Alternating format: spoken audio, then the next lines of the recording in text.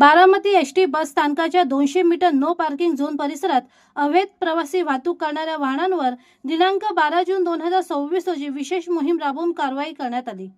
महाराष्ट्र राज्य मार्ग परिवहन महामंडळाच्या उत्पादन वाढीच्या दृष्टीने तसेच उच्च न्यायालयाच्या निर्देशानुसार ही कारवाई करण्यात आली।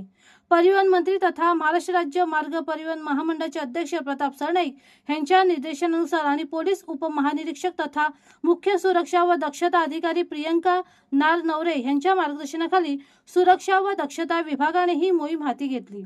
स्थानिक पोलीस सुरक्षा व दक्षता शाखा तसेच आगार प्रशासन यांच्या संयुक्त विद्यमानाने बस स्थानक परिसरातील अवैध प्रवासी वाहतूक व नो पार्किंग मधील वाहनांवर प्रतिबंधात्मक कारवाई करण्यात आली। या मोहिमेत बारामती बस स्थानकाच्या 200 मीटर परिसरात अवैध प्रवासी वाहतूक करणाऱ्या वाहनांना आळा घालण्यावर भर देण्यात आला। यापुढेही अशा प्रकारच्या मोहिमा नियमितपणे राबवून अवैध प्रवासी वाहतूक तसेच नो पार्किंग मधील वाहनांवर कारवाई करण्यात येणार असल्याचे प्रशासनाने स्पष्ट केले आहे।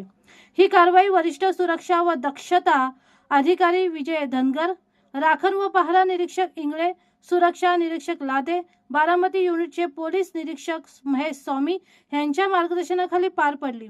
यावेळी पोलीस हवालदार प्रदीप काळे, भोसले, आकाश कांबळे, महिला पोलीस हवालदार सुनीता पाटील, शिरतोडे तसेच बारामती आगार व्यवस्थापक शिंदे, वाहतूक निरीक्षक पवार, सावंत आणि सहाय्यक कार्यशाळा अधीक्षक कदम यांनी सहकार्य केले।